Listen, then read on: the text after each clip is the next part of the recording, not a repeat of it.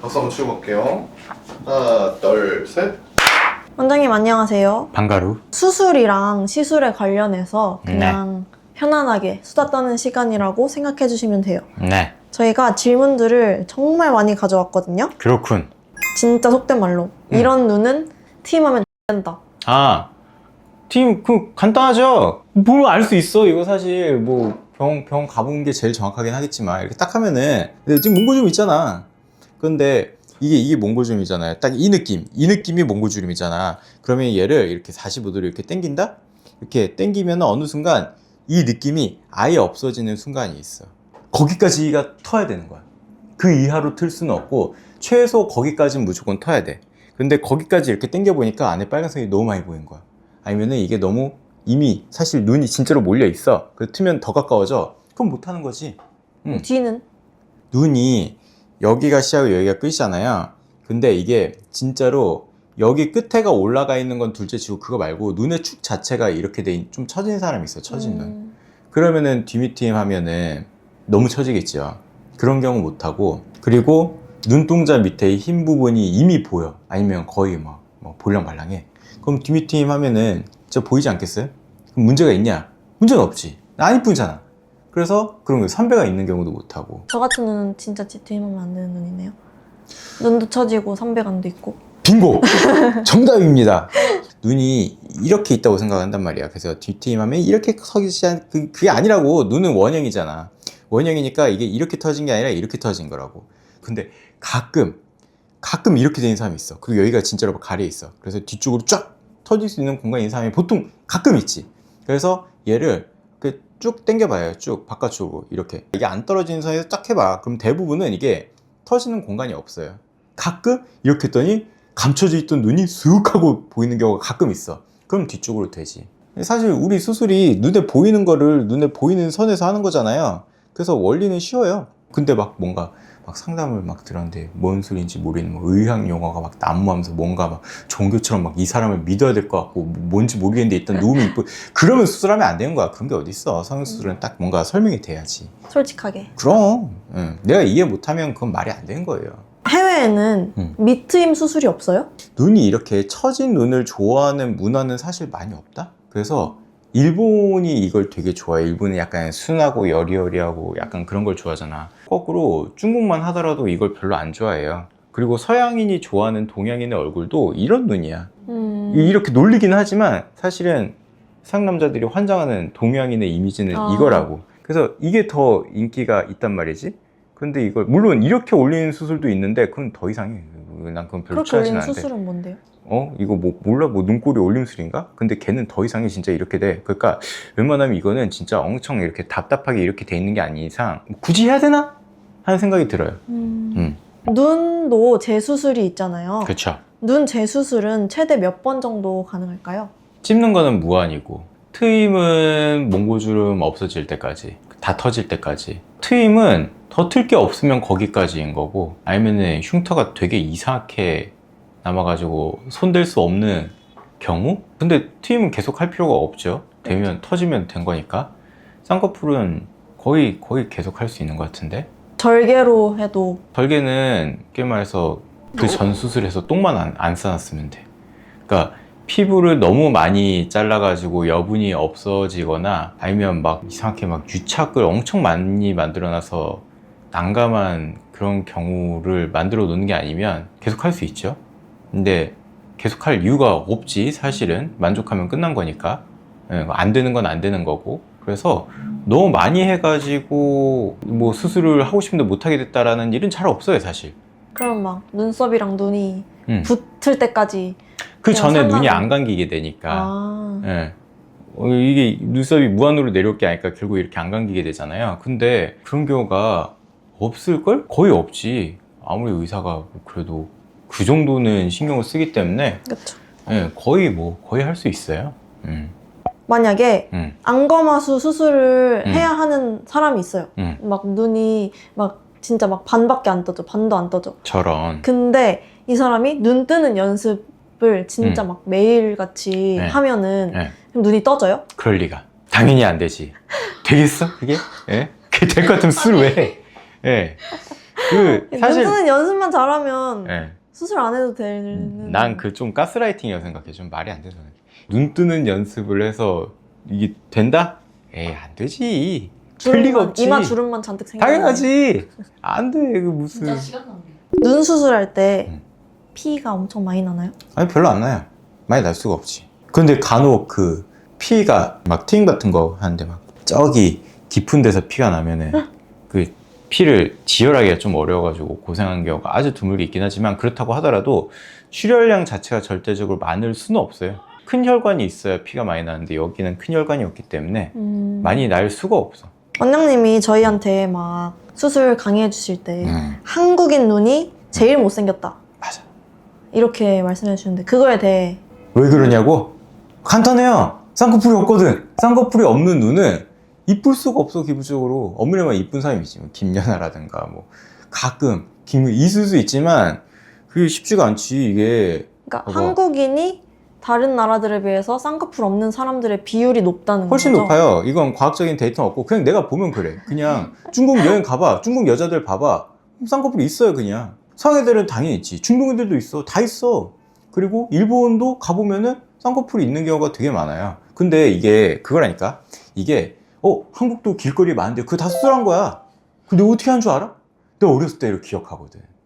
나 어렸을 때는 성수술 거의 안 했을 거 아니에요.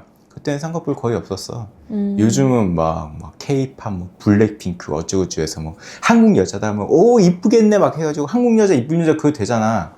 나 어렸을 때는 백화점에 막 명품 이렇게 모델 어떤 화장품 모델 뭐든 간에 그냥 모델은 한국에서 내가 보는데도 한국 사람이 없었어. 왜냐면 객관적으로 안 이쁘거든. 못생겼거든. 아니면은 그거 옛날에 막 7, 80년대 한국 스타 사진 쳐봐요. 솔직히 안 이뻐. 그냥 객관적으로. 옛날 시대상 그런 거 아니냐? 아니야. 미국은 1930년대 여자도 이쁘다니까. 그냥 안 이쁜 거야. 근데 옛날엔 왜 안 이뻤는데 지금 왜 이쁘지 하면 제일 큰 차이가 눈이에요. 눈. 쌍꺼풀 수술 다 했으니까.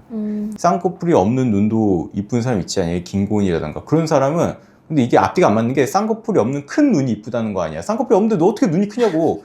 그 사람 눈이 김주호 겁나 큰 거야. 쌍꺼풀 있으면 진짜 완전 크겠지. 그리고 여기 두툼하면 그것도 거의 뭐 박보영 같은 사람도 있을 수는 있지만 대부분은 박보영 같은 눈은 안 이쁘단 말이야. 얘가 뚱뚱하면. 근데 쌍꺼풀 없는 이쁜 눈 하면 여기가 피부가 얇아요. 그런 사람 거의 없어. 근데 무쌍이었던 연예인들도 나이가 들면서 여기 눈두덩이에 살이 빠져가지고 속쌍이나 겉쌍이 생기기도 하더라고요. 그럴 수도 있지. 김연아도 쌍꺼풀이 생겼고 생겼지. 박보영도 생겼어요. 네. 김고은은 속쌍이 있더라고요. 있지. 그러니까 쌍꺼풀이 없는 것 같지만 그러니까 예쁠 수밖에 없네. 있긴 하단 말이야. 속쌍이든 뭐든. 그러다 보니까 이제 성수술이 발달하고 한 거지. 부끄러울 게 없어요. 쌍꺼풀 수술한 다음에 소위 말하는 소세지라는 거 있잖아요. 그건 왜 생기는 건가요? 소세지가 사실은 용어부터 좀 확실히 정리할 필요가 있는데, 그러니까 이 보라색이 눈이고 이게 피부인 거야. 눈꺼풀 피부. 그럼 이게 쌍꺼풀이잖아요. 이게 두꺼운 게 엄밀히 말하면 소세지 눈이라고 하는 건데, 사실은 요게 두꺼운 걸 소세지 눈이라고 말하는, 그렇게 알고 있는 사람들도 있어가지고 용어를 좀 분명히 해야 될 것 같은데, 이게 두꺼운 경우는 옛날 방식으로 수술을 해서 그래요. 그러니까 얘가 이렇게 쫙 일자로 이렇게 딱 있어야 이쁠 거 아니야. 근데 옛날에는 왜 그렇게 했는지 모르겠는데 얘를 좀 이렇게 아래로 이렇게 고정을 이렇게 했어. 그러니까 여기를 딱 옆에서 봤을 때 여기를 이렇게 고정한 게 쌍수거든. 근데 얘를 위로 쫙 당겨서 위로 해서 고정을 해야 되는데 얘를 아래로 해서 이렇게 고정을 하다 보니까 여기가 이렇게 튀어나온 거야. 그럼 소세지가 되죠. 고정을 왜 이렇게 낮게 했냐면은 절대 풀리지 말라고. 네가 죽어서 시체가 돼가서 뼈만 남아도 쌍꺼풀은 풀리지 말라고. 옛날에는 의사가 원래 기능적인 거를 생각하는 거니까 이쁜 건 모르겠고 쌍꺼풀을 했어? 그럼 풀리지 말아야지. 영원히 안 풀리게 해주마 해가지고 이걸 유착을 엄청 세게 해버려서 얘가 이렇게 울어버려가지고 소세지가 되는 게 있는데 그게 안 이쁘죠. 그래서 이제 요즘은 얘를 좀 위로 당기기 위해서 수술을 하는데, 또 하나 문제가 이게 이렇게 돼 있는데 이 아래에서 많이 자를수록 위에 이게 내려와서 결국 이게 더 두꺼워지거든. 아래에서 자르면은 위에 두꺼운 피가 내려오니까 요게 두꺼워질 수밖에 없단 말이야. 그럼 이게 또 어쨌건 간에 뭐든 간에 보기 싫은 건 싫은 거거든. 그래서 요즘은 눈썹 아래에서 잘라서 들어 올리지. 그럼 이렇게 하면은 무조건 이게 얇아져요. 근데 문제는 얘는 수술한 티가 안 나. 수술한 티가 안 나다 보니까 소문이 안 나. 소문이 안 나고 이런 수술이 있는지 몰라. 근데 쌍수는 망했잖아. 소세지 되면 망한 거 아니야. 망한 거면은 딱 봐도 수술한 티가 나지. 그럼 본의 아니게 광고 효과가 된단 말이에요. 그래서 사람들 인식이 아, 쌍수하면 저렇게 된다. 그렇지. 나이 먹어서 쌍수하면 저렇게 소세지 되고 인상 강해지고 망하고 해가지고 그냥 수술할 생각을 안 하는 거야. 그래가지고 엄청 불편하고 막 눈 뜬 거 무겁고 막 그런데도 절대 안 하는 사람이 많아요. 하지만 겁날 필요 없다. 이거 뒤로 올리면 된다. 수술한 티도 안 난다. 소문도 안 난다. 괜찮다. 아주 좋다. 예. 그런 거에 자신이 있으신 거잖아요. 완전. 그럼요. 이거 티 안 난다니까. 이거 티 안 나요. 좋아요 이거. 단점이 하나도 없어. 완전 좋아.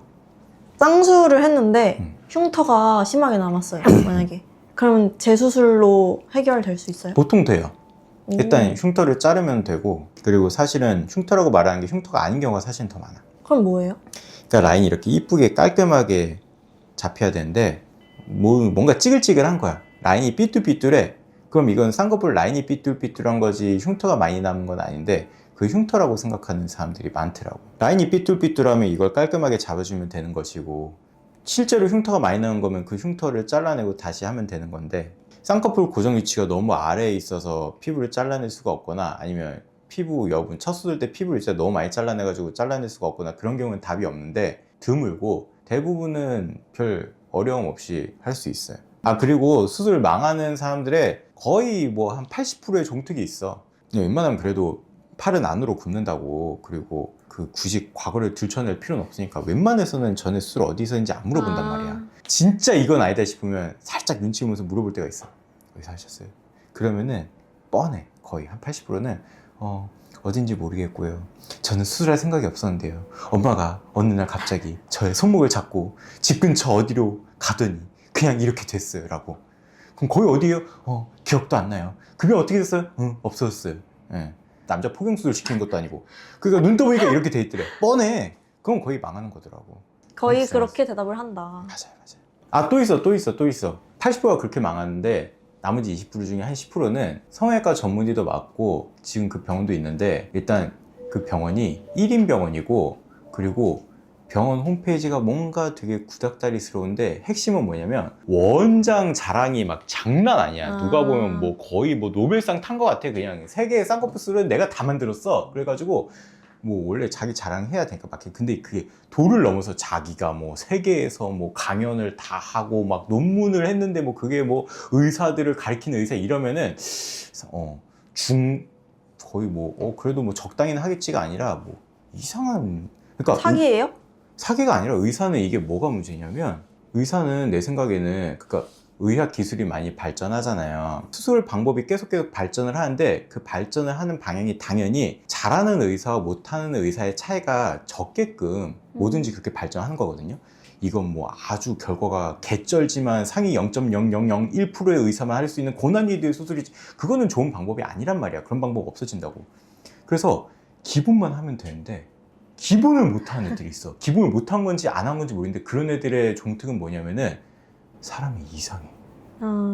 말을 해보면 대화가 잘 안 되고, 자기만의 막 뭔가 빡쳐 있고, 대화를 하려고 안 하고, 뭔가 굉장한 확신이 있고 좀 이상해.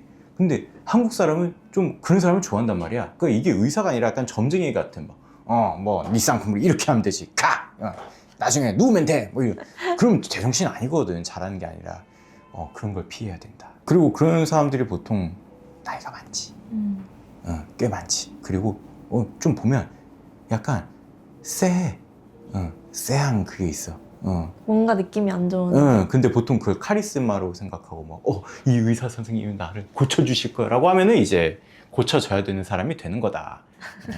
눈밑 지방 재배치라는 수술이 있잖아요. 있죠. 이걸 받은 사람이 또 다시 재발을 해서 받을 수가 있는 건가요? 할 수는 있긴 하죠. 근데 그런 경우가 많지는 않지.